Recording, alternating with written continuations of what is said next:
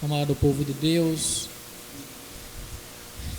que já celebra esse momento festivo para toda a igreja, que é o reconhecimento de Nossa Senhora como Rainha do Céu. E esse título, ele foi sendo reconhecido historicamente na tradição da igreja desde os primórdios, sempre lembrando a comunidade que tudo que nós dizemos acerca de Nossa Senhora o fazemos porque ela é a Mãe de Deus. Esse é um pressuposto indispensável e que dá um progresso, um reconhecimento e a fundamentação para que pensemos os outros dogmas marianos, mas também os outros títulos de Maria. Porque a comunidade cristã coloca em torno de Nossa Senhora esses títulos? O faz porque ela é a Mãe de Deus.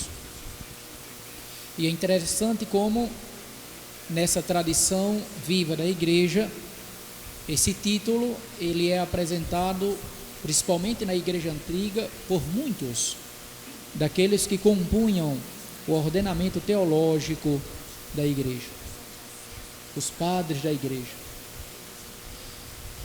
que depois de um longo estudo e tendo em vista o contexto, o Papa Pio XII, à luz de um outro dogma que ele já tinha apresentado, já tinha confirmado, que é o dogma da Assunção de Maria, em 1950, 1º de novembro de 1950, ele 4 anos depois apresenta esse título de Nossa Senhora, apresentando-a, mostrando-a como aquela que é Rainha do Céu. E é interessante que no conjunto da obra de Pio XII, isso não poderia ser diferente.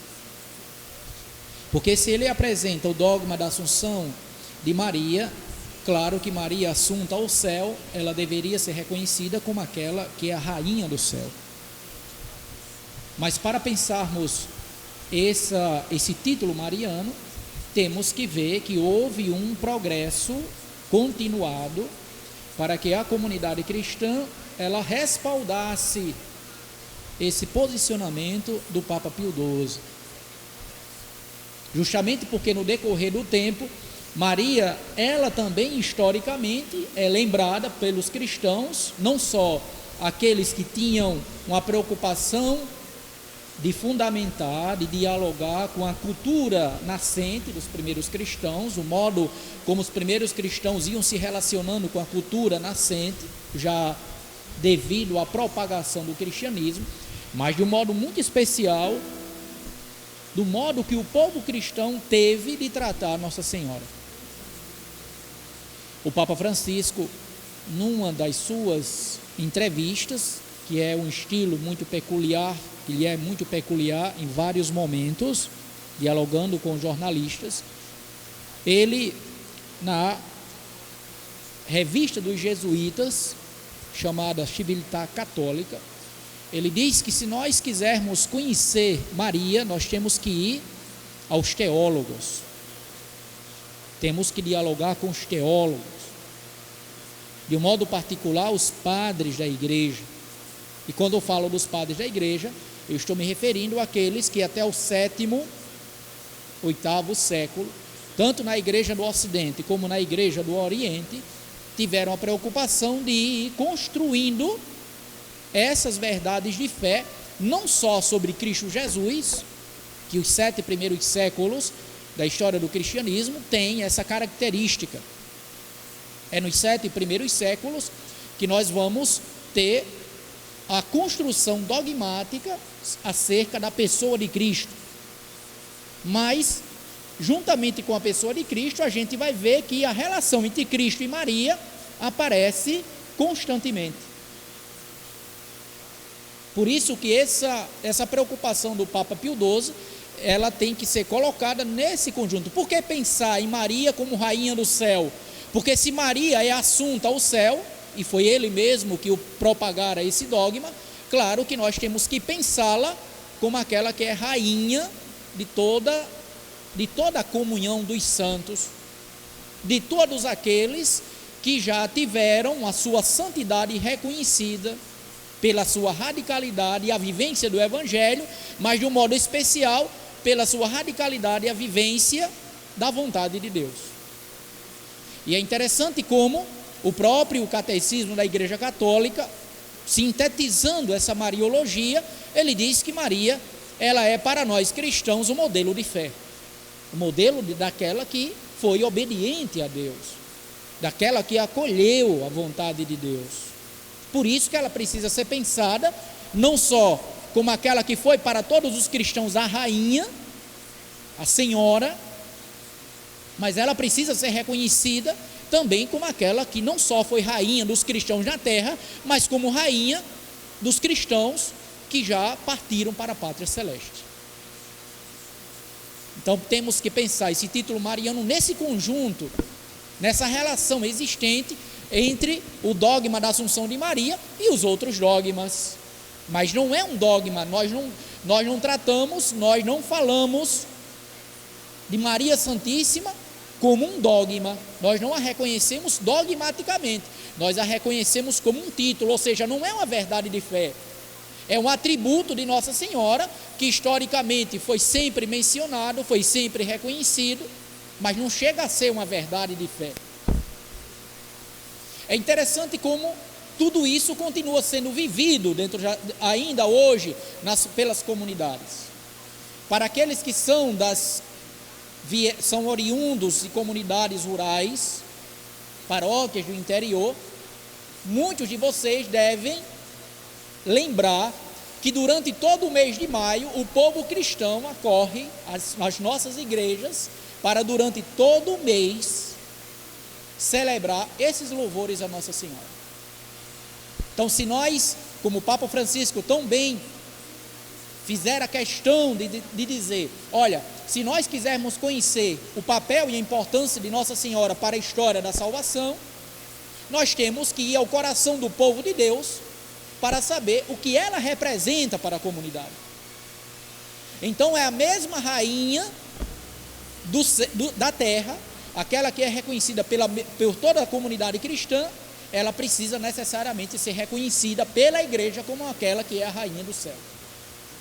Por isso que no dia 31 de maio, tradicionalmente, e o Papa Pio XII, quando fala sobre esse título, ele faz uma referência interessante ao povo português. Ele diz que o povo português coroa Nossa Senhora, e ele faz a menção de Nossa Senhora de Fátima propriamente.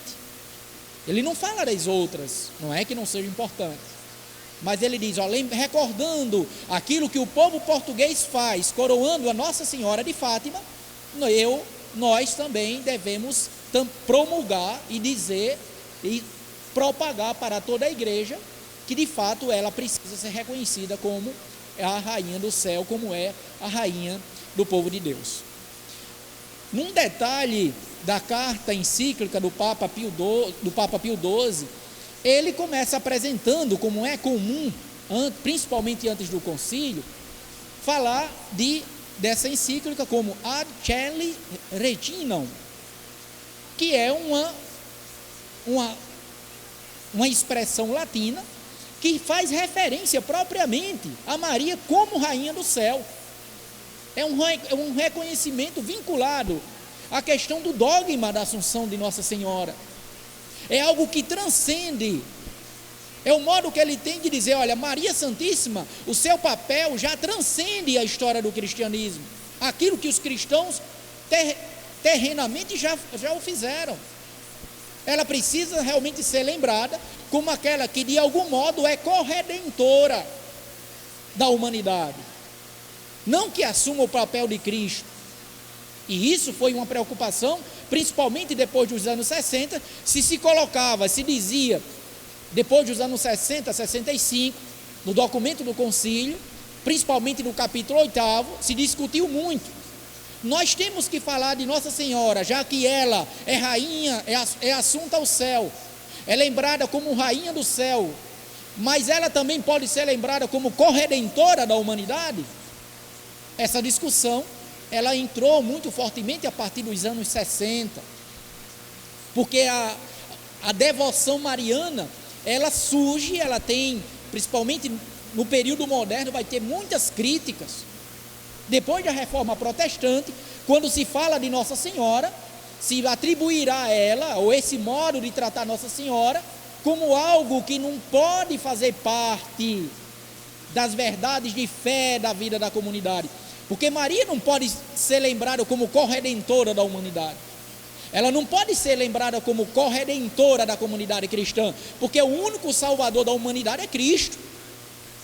Mas o Papa Pio XII, ele faz questão de fazer essa relação, ou seja, existe um valor que é dado a Nossa Senhora, uma importância que precisa ser dada a Nossa Senhora, justamente porque essas verdades da fé sobre ela, de algum modo dizem que ela teve um papel de suma importância na redenção da humanidade.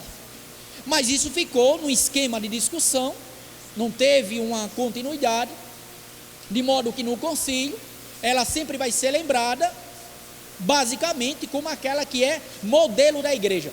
Qual é o atributo de Maria, não em 54 com Pio XII, mas depois dos anos 60?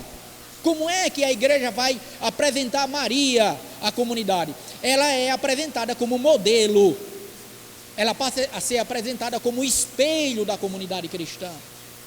Ela precisa ser reconhecida como aquela que é o protótipo da vida de todos aqueles que são peregrinos. Mas peregrinos por quê? Porque todos nós, como filhos de Deus, no Filho, filhos de Maria. Santo Agostinho tem uma expressão que vai ser lembrada no Catecismo da Igreja Católica, em que ele diz: se Maria é mãe da cabeça, ela precisa também ser lembrada como a mãe de todo o corpo. Ou seja, ela precisa ser lembrada como a mãe de toda a igreja. Ela é a primeira discípula, que muitas vezes, quando se fala sobre Nossa Senhora, alguém chega a dizer: olha, Lutero reconheceu Maria, disse que Maria era discípula, foi a primeira discípula de Cristo. Não foi Lutero o primeiro a dizer isso. Quem disse isso primeiramente foi Santo Agostinho, patrono desta comunidade. Ela foi a primeira discípula do Senhor. E se ela foi a primeira discípula, ela precisa ser para a comunidade. E esse modelo que a comunidade pode seguir, mas pode seguir em que sentido? A comunidade pode segui-la porque ela foi obediente à vontade de Deus. Ela foi obediente à palavra de Deus. E porque foi obediente à palavra, ela é reconhecida como discípula.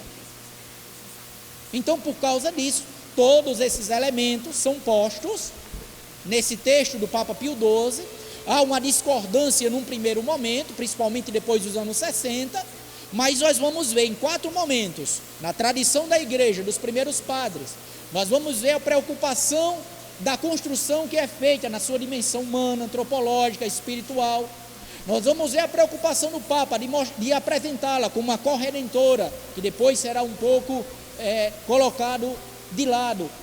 Mas acima de tudo, temos que pensar esse título mariano que o Papa Pio XII confirma acerca de Nossa Senhora, tendo em vista o dogma da Assunção.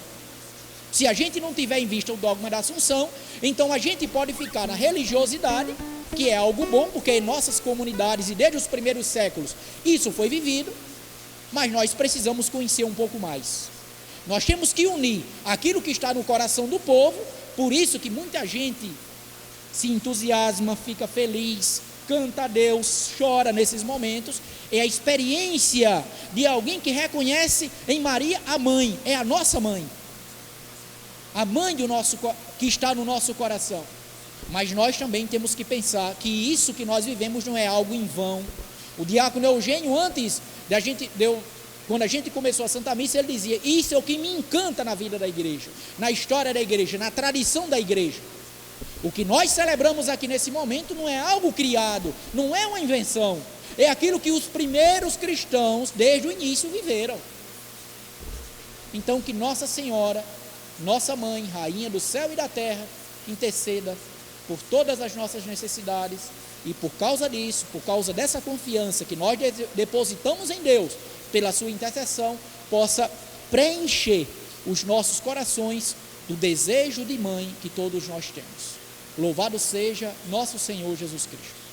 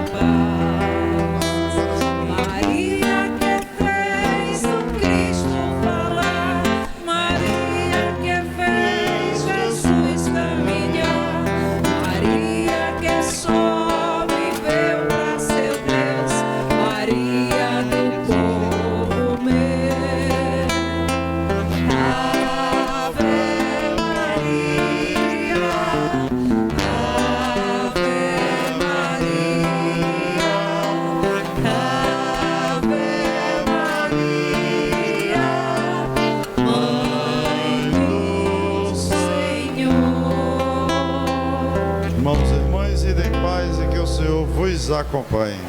Graças a Deus.